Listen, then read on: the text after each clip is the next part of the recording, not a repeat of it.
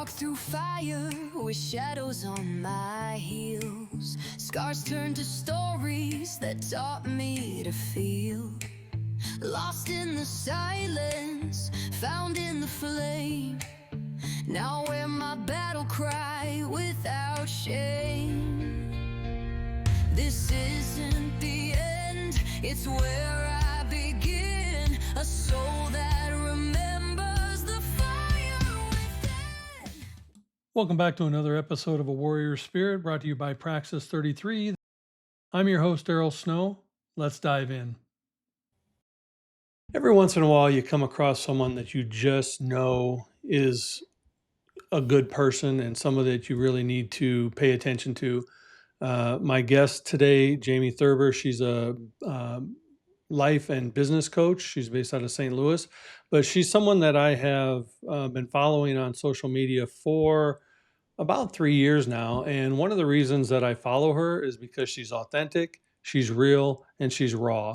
And those are the definite characteristics and the type of people that I like to have on this show. So, Jamie, I appreciate you joining me and thank you for doing this. Yeah, you're welcome. Thanks for having me. I did mention I have been following you on Facebook, not like stalkerish where you need a restraining order type, but just your social media posts and the things you do for about 3 years now. And I've really seen you grow and your trajectory. And one of the things I've been in the personal development space for over 40 years, and there's a lot of sharks and charlatans out here. There's a lot of people who mucky and dirty the waters. So when I come across authentic, real people, I just have to pay attention. And age transcends all that because what you do is valuable, and you give light to this darkened space. So thank you. But one of the things that I wanted to talk about, not just your coaching career, but some of the things that you've overcame to get here. Now you're based out of St. Louis. Did you grow up in the Midwest? I'm from Iowa, so Midwestern town. Yeah, so I grew up about 20 minutes outside of downtown St. Louis, and my parents still live where I grew up in Florissant, and I now live about 40 minutes down away from the city, 45 minutes. So I'm still in the area. So were you a only child or have siblings? I have siblings. I have an older brother. He's about 4 years older than me. So what was it like growing up in St. Louis? Because I know what it was like growing up in rural Iowa. Lots of chaos and trouble if you want to find it, and lots of fun if you want to find that too. So what was it like in south of our border, Missouri? Yeah, so where I grew up, actually, that's a great question that I don't think anybody has really ever asked me on a show, and it's something that I've come to find out has been really formative for me. So where I grew up, it was a very diverse neighborhood. So I learned in my work that a lot of people don't expand beyond people who look like them, think like them, talk like them, due to their 5 to 10 mile radius. And where I grew up, it was so diverse that that wasn't a thing for me. And I didn't know that it was for other people until I was an adult doing my business in other parts of the country. So where I grew up, we had a great street. We had lots of kids. So great neighbors. It was a quieter street. So we played in the road and played, glow in the dark, or not glow in the dark. We called it manhunt, but it was nighttime hide or seek with teams basically. And it was just, I had a great childhood. My family all lives fairly close. On the one side, we spent, weekends at my grandparents, and my mom and dad were and are hardworking, blue collar people. And so they taught me and my brother very good morals as far as following your heart or your gut, and working hard and taking care of people you love and being respectful. And I think that my brother and I took very different paths, but like he went the traditional Midwestern path. Like you go to college, you get married, you buy a house, you have kids, and you have your career. And I was like, I don't know what I want to do, so I'm going to figure it out. And but now, however many years later, the baseline of who we are as human beings comes from the same core stuff that our parents taught us. So we had a good childhood. My dad worked very hard. He worked nights, so my mom was definitely tapped in, the majority of the time, and then she worked that way so that we could have weekends with as a family. So yeah, I mean, it was good. Like I said, so growing up, St. Louis is a city, but it's not a massive city. So it has a small town feel, and then all of the municipalities around the downtown area are really diverse cultures. So it did allow for just a different way of growing up, like seeing human beings for who they were, not for their color or class or those kinds of things. I was born in Minneapolis and spent the first 9 years in the inner city. And, I didn't have the fortune of a good childhood. I had to carry a knife to school at kindergarten, was very always aware of my surroundings and who was around. And then my mom married my stepdad, and we moved to a small town in Iowa where there was no diversity. It was a really hard transition because, you know, there, I mean, it was cornfields and Caucasians. There was no, there was, there was nothing else. And Right. it's funny because when I went to college, community college back there, um, I had to take a Spanish class. And out of my entire academic career, from kindergarten to my master's degree, Spanish was the only class I ever failed. And I didn't have anyone to speak the language with outside of school. And B, I didn't care if it was a male tree or a female tree. It was a flipping tree, you know? So kind of attitude there. But the lack of the diversity. So when I got old enough to move away and I started traveling around the United States, my younger sister, she's like, "Aren't you afraid? Like you live all these different places, aren't you?" I'm like, "No, people are people. If you treat them nice, they treat you nice. If you're a jackass, they're a jackass. It's really pretty simple, you know." Yeah. So I'm glad that you experienced that kind of diversity growing up. What led you to want to become a coach for others? That's a great question.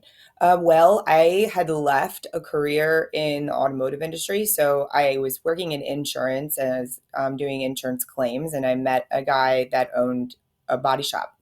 And basically, what we realized was because I also grew up in a car family, my dad is definitely a car guy, and I grew up, watching him work on things in the garage, and so I had the car knowledge, but I also had the claim knowledge. And so my boss realized that it would be a really smart move for him to pull me over into the automotive side. And it worked out really well for him. Like, I learned a lot at that job, and we grew a lot while I was there. And when we decided to part ways, it was really like over an ethics issue, and I was being overworked and things like that. And I sat with it, and I thought, okay, what can I do with this knowledge? Because I had gained so much random knowledge about business management and project management and charity events and all of these different things. And I realized that I had a knack for it from a young age. I'm good at seeing like the big picture of all the moving pieces. And I started doing kind of like one-offs for different companies, going in and creating systems for them just to pay the bills at the time while I was trying to figure out what else I was going to do. And I found someone online. Her name is Susie Romans, and she's out of Chicago, and she was helping people figure out how to make money online. And when I first started, I was doing project management, which was really like business management for them, but we refer to it as project management. And I found that on my weekly check-ins with my clients that all owned their own businesses, we spent a lot of time talking about how their own life that week or how they were feeling was impacting their team and impacting their businesses. And alongside of that, while I was doing that professional work, I was doing my own personal development work and going through my own journey of that. So while that was happening, I found that I was enjoying the conversations with them about how their approach or their status or state of being basically affected their businesses, and then therefore affecting how their life is. And so I started offering just the coaching side without the management side.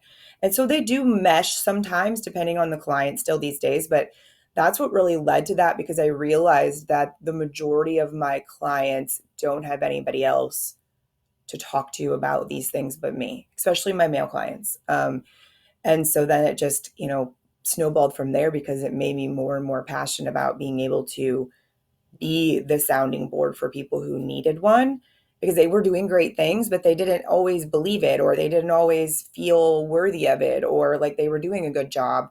And so being able to be that sounding board, it's just, as you know, that purpose is so fulfilling. And then it's just something, I think, if you're good at it and you enjoy it, it becomes a little, it's like contagious for you. You don't want to do anything else. I know when I started I think I've been in this industry longer than you've been alive, 40 years. Like I A little always bit, joke. a couple of years on me. Yeah, I have T-shirts older than you. It's like, yeah, uh, but I started, listening to like the Zig Ziglars and the John Maxwell's and the Tony Robbins and those people, and um, really got impassioned about the mind and the body work and how they interconnect. But I also got a false sense of what a coach needs to be. So I think it kind of hindered um, some of my progress as an effective coach, because I always felt you have to be these buttoned up, prim and proper, high level, type of words and vocabulary, and it's like, no, you just have to be authentic. And that's one of the things that I really noticed about you when I first came in and were aware of you is, man, this girl is just raw and real and effective. Like, she's got a lot of good stuff. So where did you get your guidance? Who was kind of your mentor, and what allowed you to just be you? Because one of the things my wife will always say, she said this multiple years ago, which really changed my business. She's like, you're asking your clients to show up authentically for them. When are you going to do it for yourself? And it's like, oh my gosh, like, thanks. I really needed that kick in the ass right now, but I appreciate you. But it really transformed how I interacted with my clients. So where did you pick that up? That's huge. It has been it's been a interesting piece of my journey, because there are a lot of people who tell you that to do that if you want to be successful as a coach, and they're just, part of that never made sense to me for several reasons. I think that me being able, I was brought in as a young woman in business many times and got to see behind the curtain in other people's companies, and which is a blessing and a cursing, or Mhm. blessing and a curse. There we go. I mixed it up. Mhm. A blessing and a curse, because what I got to witness was that a lot of the things that people were making a lot of money off of wasn't authentic. It wasn't real. It was a lie.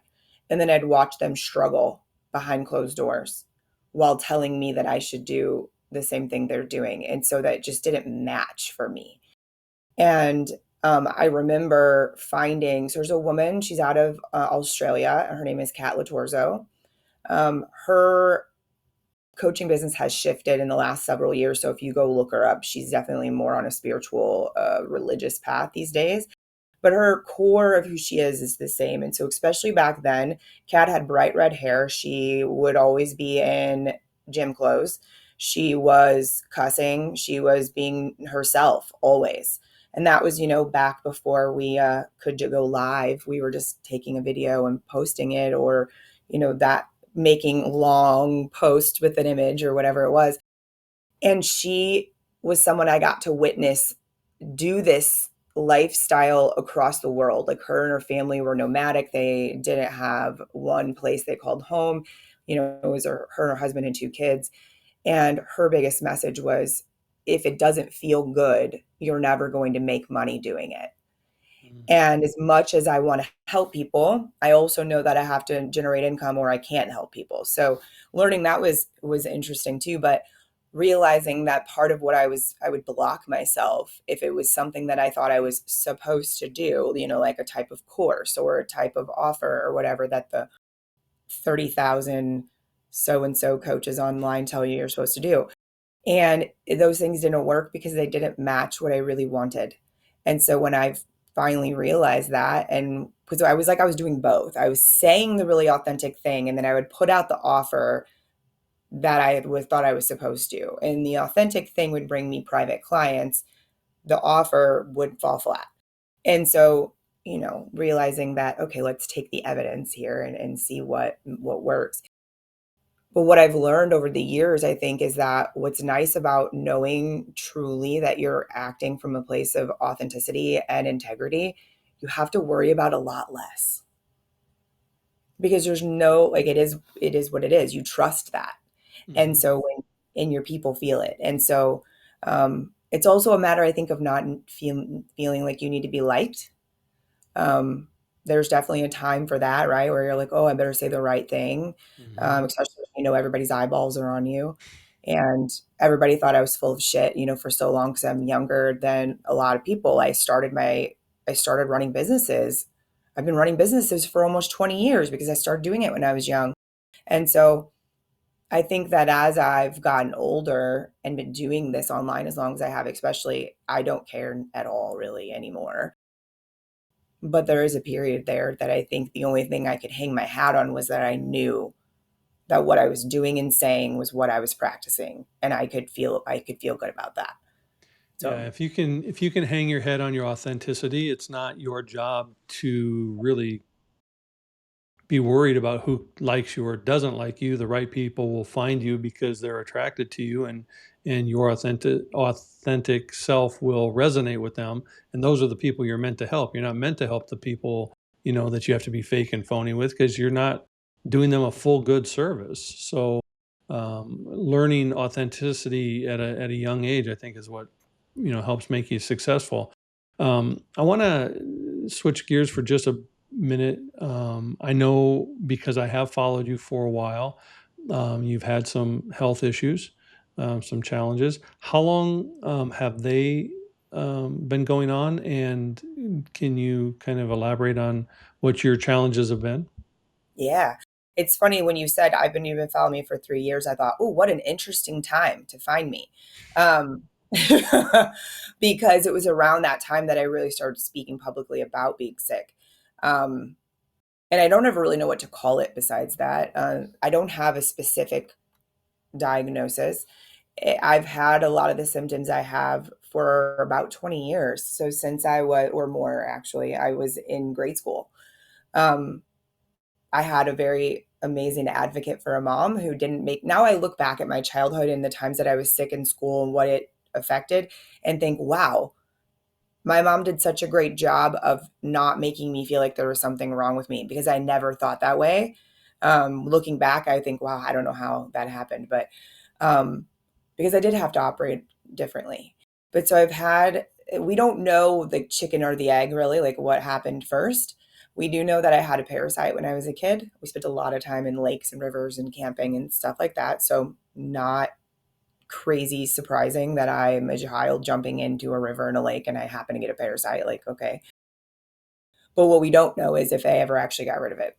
So that it's kind of that piece where I had to make the decision where I wanted to, when I started finding answers about different things, I wanted to know, but I had to let go of what started first because I never probably will know. But it has always been a lot of GI symptoms. So what we've discovered has been that my system hasn't had a very long period of time, like over a decade, where it has not absorbed nutrition properly. So for many years of my life, I could not gain weight. I'm 5'10", so I'm a tall girl, and I like max weight before I went down this like weightlifting journey, which did make me feel a little bit better for a smidge. Like my max weight was like 122. And just there's nothing, and I ate so much. Like it was definitely didn't make any sense. And the biggest thing was nausea. So I would be nauseous every day, every morning. My friends now that have had kids would like laugh, but not laugh. They'll say, God, I don't know how you dealt with this every single day. And I'm like, I didn't really have a choice. So what would impact me a lot would be I reached a place where overexerting myself, which I've identified as over more output than input for myself, is really impacts my ability to function as far as at the high level I like to function at. So I've had to adjust.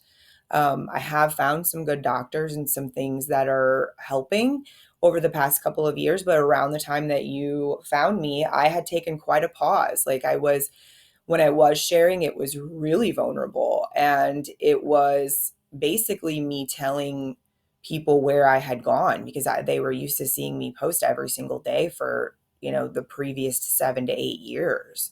And so luckily I had built really beautifully amazing clients, like private clients that I was able to keep working with and pay my bills. But the things that would impact me the most would be sleep. It would be energy levels. It started to get where my ability to concentrate was much lower.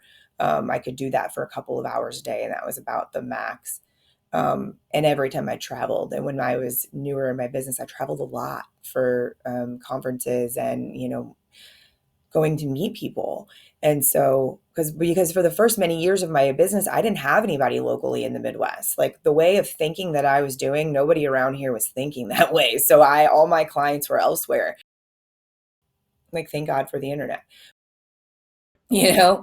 But having those symptoms, the thing that was hard was I never had an answer. No one ever knew what was wrong. They would just they either blamed it on me and said I didn't eat right or I didn't drink enough water or whatever, that I just kind of learned to exist around it. And I would push through until I couldn't push through anymore for a week or something like that. And then I'd do it all over again, is really what was happening until it reached a peak that I was like, I can't keep doing this to my body. There was something inside of me that said, there's something worse is going to happen if you keep doing this, like meaning some kind of like organ damage, really. And which is really where we were at when I finally found a doctor that was willing to look at some things. We were pretty close to that, just due to things not absorbing and being able to be dispersed through my body the way they needed to be. Yeah, and I relate to a lot of what you're saying because of my wife's illness. My wife has breast implant illness, so we were able to define it, but we Mm, weren't able to define it for many, many years, and she dealt with it even prior to when we look back at some of the illnesses she's had. She dealt with it even before she and I got together, but she got really sick 3 months after we met, and we've been together 10 years now, and we've been dealing with it. But she had heavy metal poisoning and caused a lot of the GI issues and a lot of brain fog, and she almost died from the arsenic poisoning that her implants gave her. And so we've been on this roller coaster journey of trying to heal and find answers, and our medical system sucks mm, because all we got was 2 years at the Mayo Clinic and hundreds of thousands of dollars of medical bills with no answers. Any healing she's done, she's had to do on her own, much like yourself. And, we've had doctors, and I'm sure you've experienced this. We've had doctors look at her. And I say this, she'll match any CIA agent for research. She will find an answer because she doesn't take no for the answer. And she took these, and she doesn't look at the US studies because they're a joke, but she looks at these foreign studies. And she took mhm, these studies to doctors and said, could this possibly be it? And we've had doctors literally toss the study across the desk going, nope. We had one doctor, she was losing massive amounts of hair like a cancer patient, and she was mm, gaining weight unexplainably. And we had one doctor go, well, women your age start to lose hair, and you can go to the gym for your weight. And I'm lucky I'm not in jail for throat punching that yeah. SOB, you know. Mhm, But any healing she's done, she's had to do on her own outside of the medical system. And what sucks for people like you and her, even though your illnesses are different, they're internal. It's not like you're walking around with a broken leg or an arm and people can see that you're injured. It's an internal battle, and the mental battle that you face every day, sometimes just getting out of bed is your biggest achievement.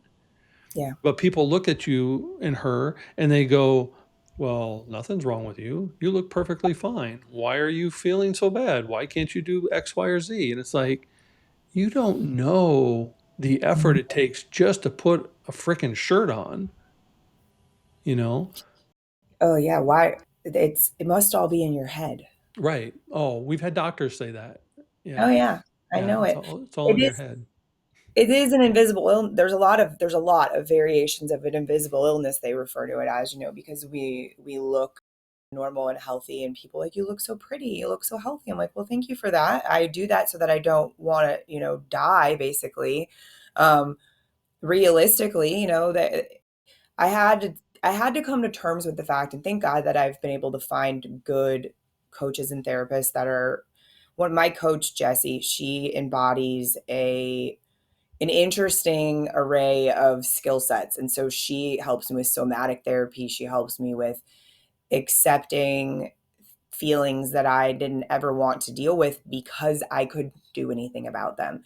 And that's the levels of frustration that we feel when we go through the medical system and they tell you nothing's wrong with you when you feel sick every day.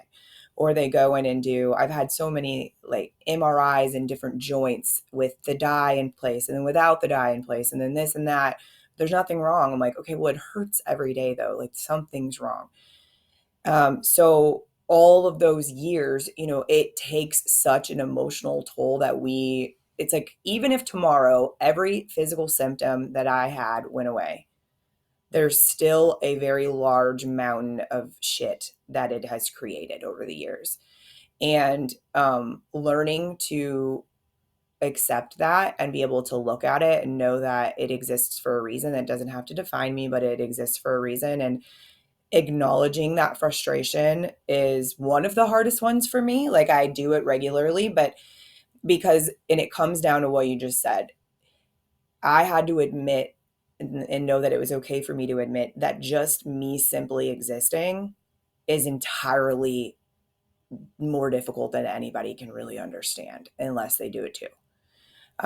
So the stuff I have to do to show up every day is it's difficult to even explain unless like because you're there and you still don't all the way know, but you know better than the majority. Like Tony will say same things about me. He was like, I'm just witnessing it.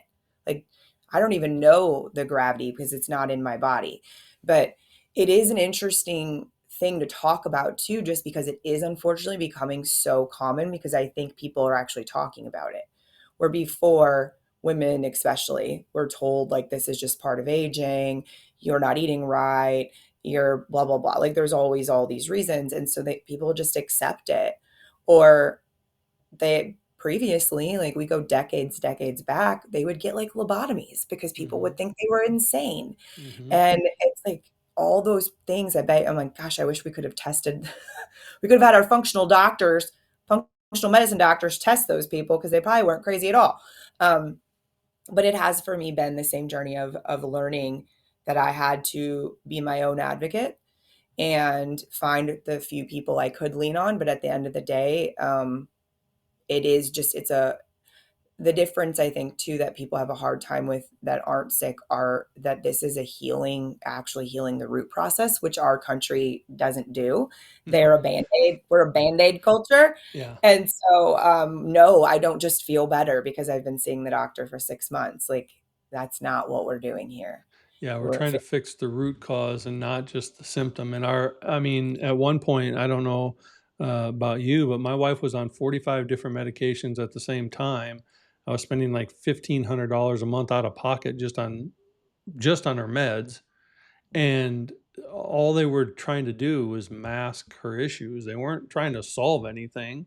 They were just trying to mask it. And it's horrible that our society is, you know, and what you probably found this too.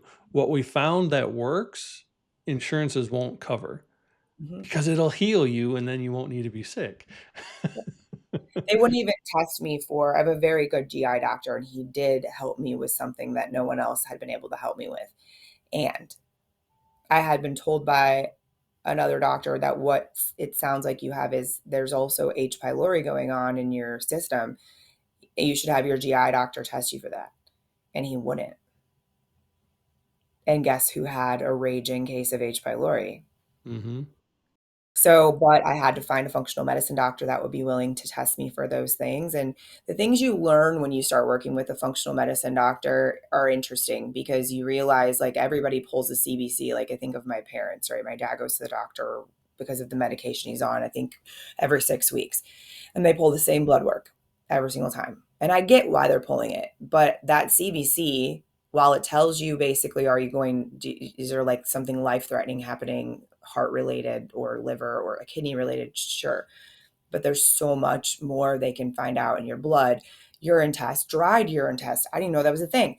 I didn't know that you could test how your hormones shifted throughout the whole entire day. And that's what you needed to know to find out what was going on with your cortisol. That's not, when I tell people this, they're like, what? But then the problem is you have to go pay a private doctor who's Mm-hmm. willing to do it, or no one will give you the test.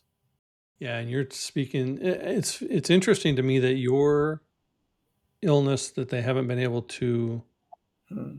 name that you've had since grade school very much mirrors the breast implant illness that my wife, the cortisol levels, the hormone that's missing to make the nutrition in your food and medications go into your bloodstream, the brain fog and it's funny, not funny, but ironic.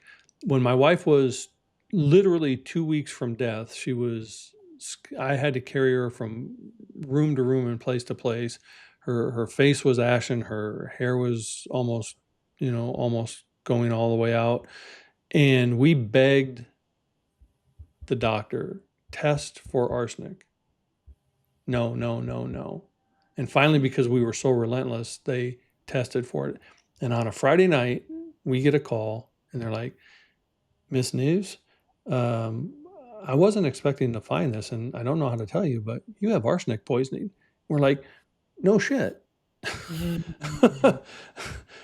Like, and had they not listened to what we were asking to have done, my wife would have Yeah, died, you know? So it's so maddening. it is maddening. It's enough to make you crazy, that's for sure. I, I do want to ask you, though, before we step into that, you mentioned Tony. Mhm. Uh, Yeah, and I know my wife says it, so I'm not like patting myself on the back, but she knows that if it had not been for me, she would not have made it through this. yeah, And I know the struggle that it takes on her, but I also know the struggle that it takes on me. yeah. So, how long have you been with Tony? And I love this picture because you're both smiling so greatly. And how has he been dealing with it? Yeah, that's a great question. So we've been together almost 14 years. We had like 1 year in the middle that we broke up and got back together. But we're getting married next year, next November. And one of the reasons we pushed the wedding out was because I didn't want to have to worry. I mean, I probably will obviously still have something going on, but I didn't want to feel as bad as I was feeling and then potentially have the day of my wedding I had to fake it the entire time. We even planned it around it, like the wedding's happening during the day, it'll be over by 5 o'clock, things that will not exert me to the extreme. But I actually had him on my show a while back to talk about this because people don't talk to the partners. So every time you've reached out to me, I've told them about it, about what you would say about being witnessing what your wife has had to go through. And so Tony was a professional athlete.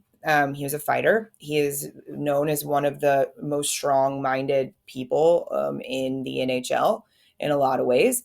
And this has broken him in a lot of ways. It's changed him in great ways. He is a very intelligent man. He knows a lot about health due to his own health stuff. And so he was an asset to me in a lot of ways of encouraging me to keep looking and being willing to take off work and change things in his company so that we could afford the cost of what we needed to do for the first year, especially. He worked more hours instead of hiring another person so that we could pay what we needed to pay. We altered our lifestyles. Like he's a hermit, would rather be at home anyway. So me needing to be home by a certain time in the evening, he doesn't mind. That part he likes, but it's been it's hard, and it's also one of the most loving acts I've ever witnessed, because I know that he wants to fix it and he can't. But I also know that when I call him, because he works outside of our house a lot in the evenings, and he hates to have his phone on him. But so much has changed to where he keeps his headphones in, because if I need him, sometimes just that walk from our bedroom to find him wherever he is outside of the house is enough to make me need to fall, like have to sit down on the ground. So me being able to call him and have him come in and help calm my nervous system down, because basically some of the symptoms I think that occur that are similar is because our bodies then become so overwhelmed by whatever the illness is that they all do have very similar reactions, because every system is like, alert, I don't know what to do, fight or flight, like we're going to die, do something. And so we're learning some of those patterns, but thank God that he is understanding enough that he can be in the middle of something and literally drop it and come and sit because he has to, And I or it can will go on for forever hours. give men like Tony kudos and accolades. And I have never met him. I don't know him. I just know his name, but I already appreciate and admire who he is because it speaks a lot. We have seen so many family and friends fall away because of her illness, Yeah. and it takes a special person, whether it be family, friend, or partner, but especially partner, to stay with someone who is going through something that there is no answer for, there is no quick fix for, there is no outward symptom of, and you never know day to day whether your life gets to move forward in a positive way or you're going to deal with the shit. Yeah. And you don't know until they wake up which kind of day it's going to be. Heck, sometimes you don't even know from a next moment. Mhm. So, it takes a special individual to go through that with the person who's already going through it. And so, whatever you can say, tell him, great job, and tell us a lot about his character and who he is as a person. So, um, what has gotten you through it the most, other than your partner? Hmm. Learning to listen to my body, where before I would try to ignore it.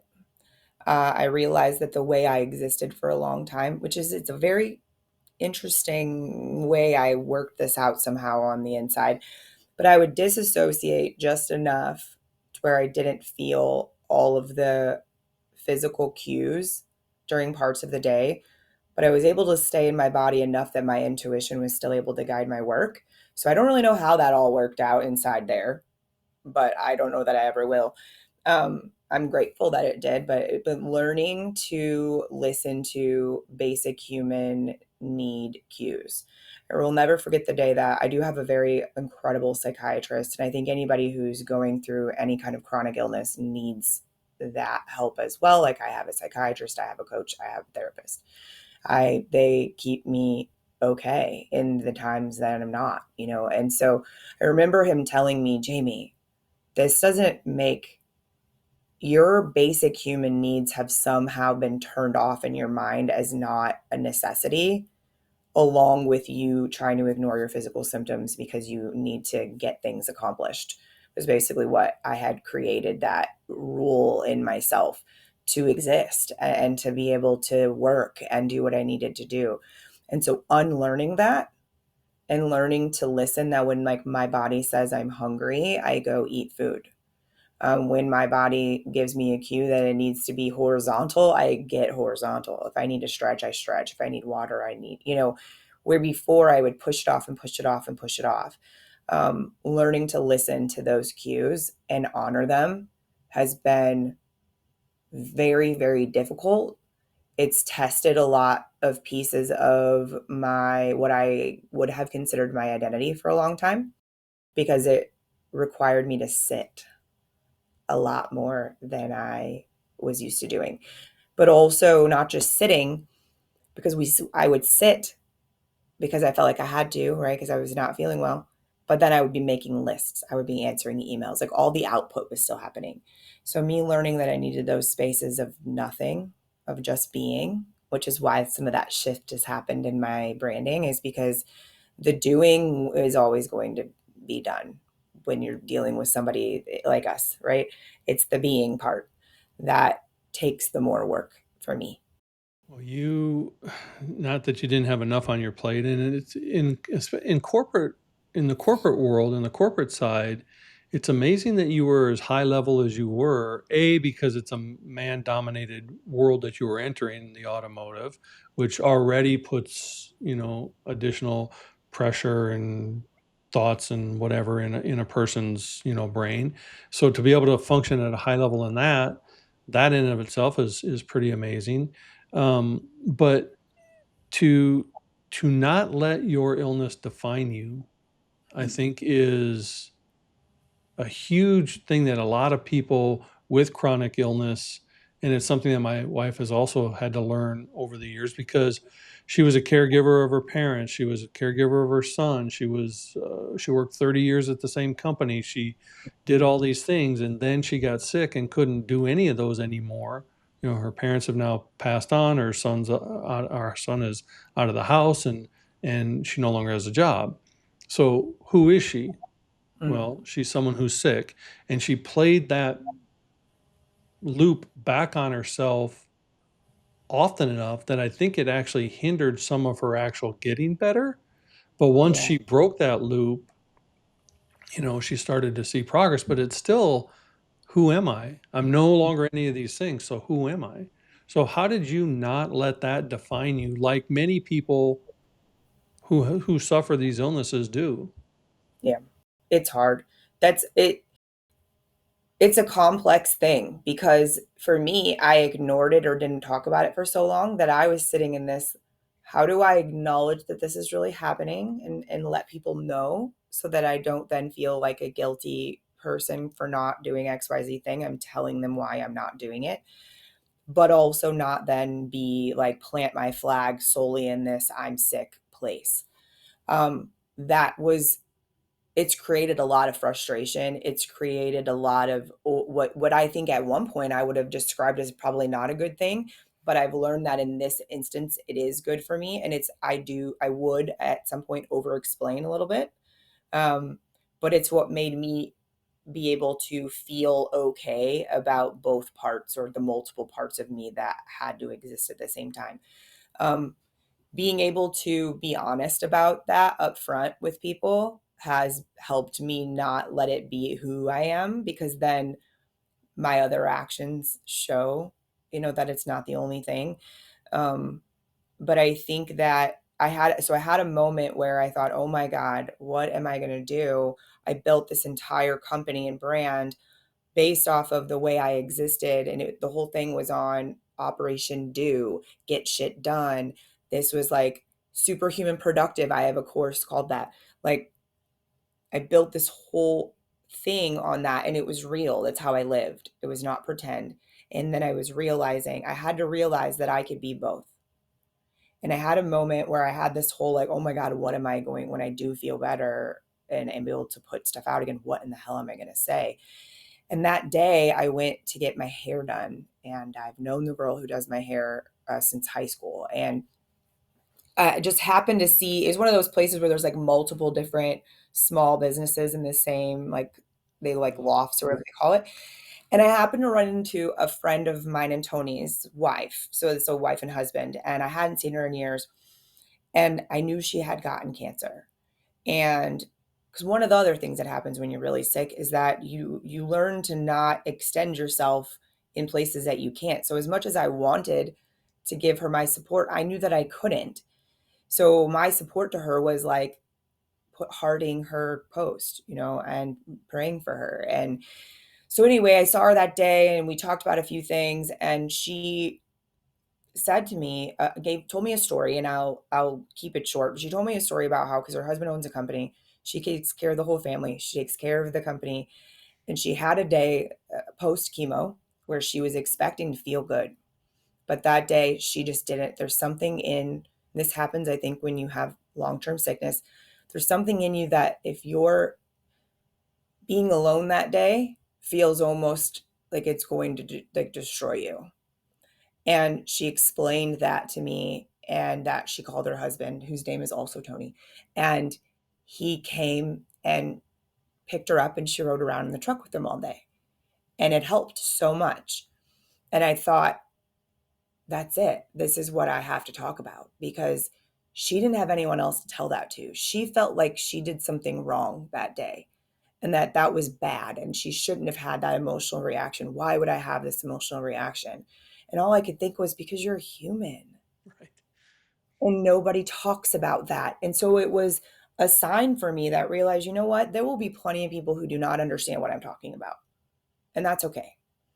And I'm still going to do it because that is my identity. My identity has always been that I'm going to speak about perspective shifts. I'm going to share things that might make people see things a little bit differently and help them, therefore helps other people. And so this fit into that category. And it helped me realize that even on the days that I don't do perfect at it, that's also the act of being. And so I just have to keep talking about it to myself as much as possible. But you even took it a step further. You went and now it's Operation B, the podcast. So did this evolve out of that, or was this in your works prior to that? Yeah, so it evolved out of it. So I had been filming the like solo episodes and for a couple of years, and it was under the name Lifestyle Creation Podcast. And it was all about similar what I was just saying. I would share things about my health, but I would share about how I worked beyond it, basically.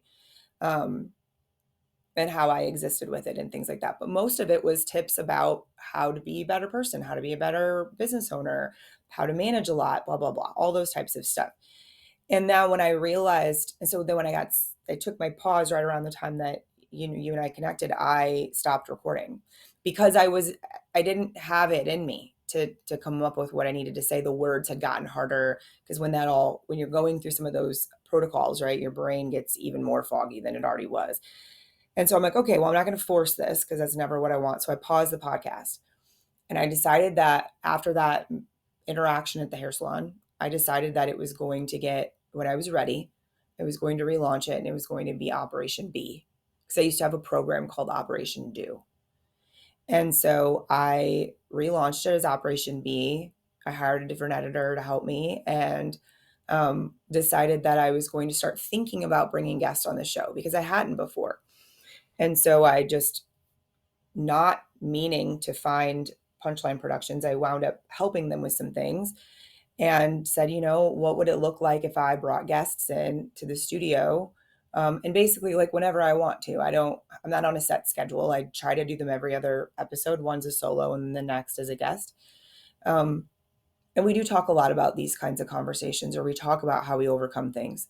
And I have a lot of women who are in male dominated industries. So we talk about that.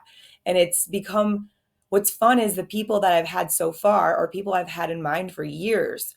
So it's like, I don't know if I don't know if I'll ever run out because I haven't even tapped into anybody else yet. I've only thought about, like, I've had my doctor, my coach, one of my best friends, like those kinds of, two of my doctors, like those kinds of people on where I'm going, okay, when I sat down and wrote out who could be beneficial to what I'm wanting to share, I had a big list.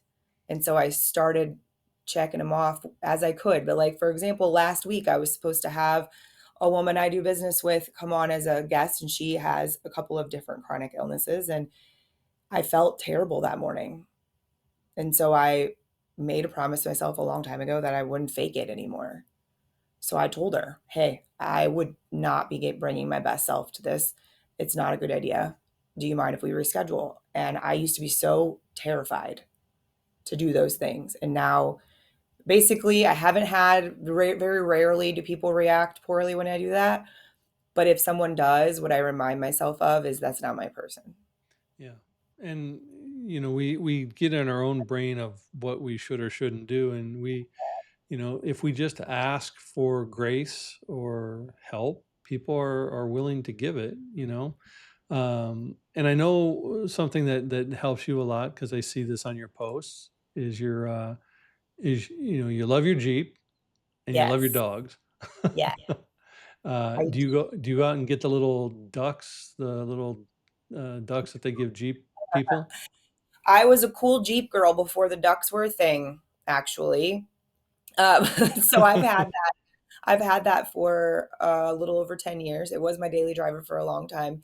And it is something that no matter what still brings joy to me every time I drive it. I am glad I don't have to drive a 6 speed down the highway every day anymore. That's nice because it is wobbly and the wind is not its friend.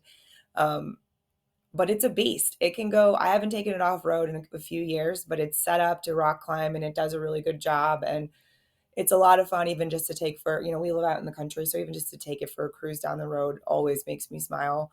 Um, it's a fun Jeep. And then But the pup, explain the ducks to yeah, those who are not Jeep people, because I've yeah. seen Jeeps line their entire dashboard with various rubber ducks, or they'll give a duck, and I'm like, I don't understand it, but it's a Jeep thing.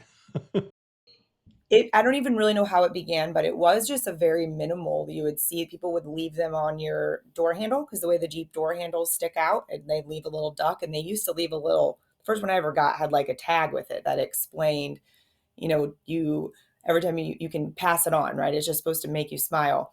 I don't know how people ever started like collecting them. I don't know what led to that, but it's definitely you park that Jeep in a parking lot somewhere and you come out, there's another Jeep parked next to it. Every single time. Sometimes there's a duck they've given me, but it think it's becomes just something fun that people are doing for other Jeep owners because people do become quite obsessed with the Jeeps once you get one. It's Yeah, a thing. it's pretty fun. But now these guys, they look like they're living their best life right there. They got the music Oh, behind them, they got the bones in front of them, they got the sun on them. Like, could you get any better than that?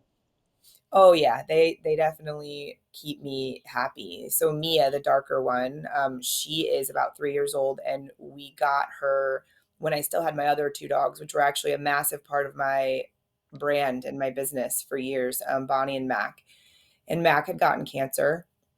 Well, he got cancer not too long after I got Mia, so we had the three of them.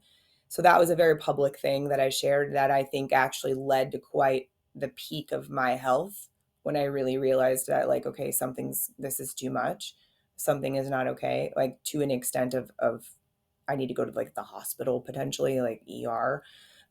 Was finding out Mac had cancer. And so we went through treatments. He had his leg amputated. He was doing really well. And then till he wasn't. And then he left us. And then we had Bonnie, who I'd had for 15 years.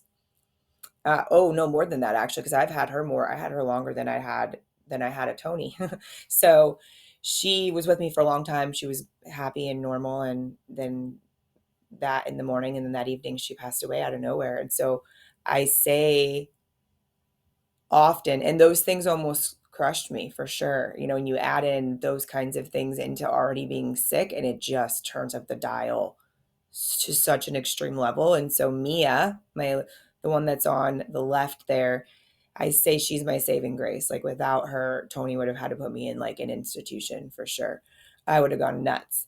And so it was a year or so of her by herself. Our son had moved out at that time. During that time, both of her friends had died. So she had gotten quite depressed, honestly. And then so we got little Frankie girl. So she's just a little over a year. They're best buds. They play all day. They're super funny. They're Boston Terriers and they're a trip. Like, talk about entertaining animals. They are like little acrobats. They snore. They're funny. And so they're my buds. Like right now they're in their kennels because we would have not had this ability to have this conversation. But they don't mind. They go up there and take their naps and they're fun. We enjoy them a lot. Terriers are very much energetic, high level dogs for the most part. I want to ask you a few final questions as we kind of come to a close. Who is the Jamie Thurber of today versus the Jamie Thurber of 10 years ago? Ooh. The Jamie Thurber of 10 years ago definitely thought she had to speak a lot louder to be heard. And she might have. That's probably accurate at the time, honestly. Coming into the building a name as a coach, coming out of a male dominated industry into another male dominated industry, really. And finding my messaging, finding how I shared what I truly wanted to was the mission then, and also being very much more concerned about what anybody thought about it than I am now. The Jamie of today is able to let herself enjoy life a little more, um, know what's really not that important that I thought I used to think was. And I think the Jamie of today is still in a really cool transition period of really, really sinking into the being aspect. Because what I'm doing now with taking on a little more work is I'm getting to put all that stuff that I spent 2 years crocheting on my couch, processing and learning about my body and working and healing with my body, even though we're not to no symptoms, even though we're not there. I'm getting to put those things in practice and put myself and my body first while running someone else's company again, and my own and my household. And that, so it's a cool opportunity for me to get to put all those things into practice. And I've bought into that company, so it is mine too. And um, to get to realize that I can do that and go lay down at 2 p.m. if I need to, and that's okay. And everything still happens. Or before, 10 years ago, Jamie would have thought the world was going to stop turning if she didn't get every single task done before the day closed, even though no one else would have known but me anyway. But Sounds like a better version to be living. What do you want your legacy to be? I want people that I've met and I've impacted to remember that humans are humans.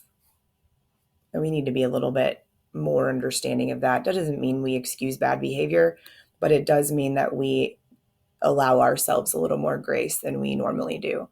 And by doing that, the ripple effect of us showing up and giving ourselves the permission to show up truly as ourselves and care and be kind, and that ripple effect, it does make a difference. I've seen it. And this might be similar tied to the final question I'm going to ask you. What does a warrior spirit or having a warrior spirit mean to you? Have you ever heard, and I'm sure you have, you're either a warrior in the garden or a gardener in the war? Mm-hmm.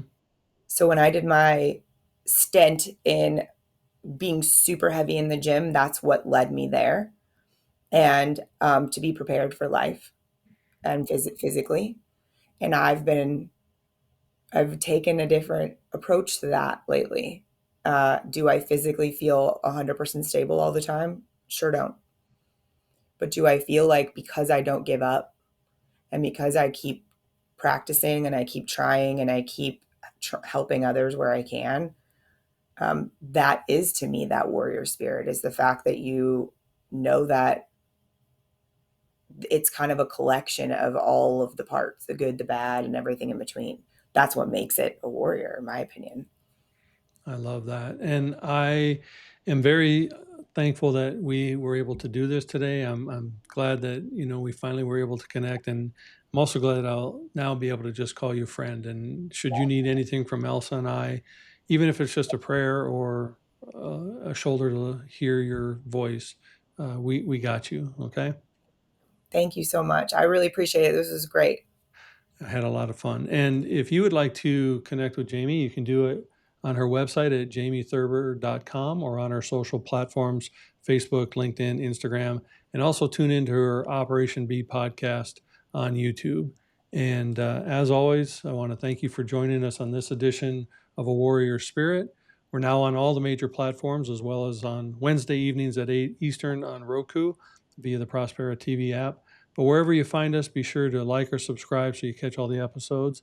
And as always, the journey is sacred, the warrior is you. And remember, be inspired, be empowered, embrace the spirit of the warrior. It's not just about the fight,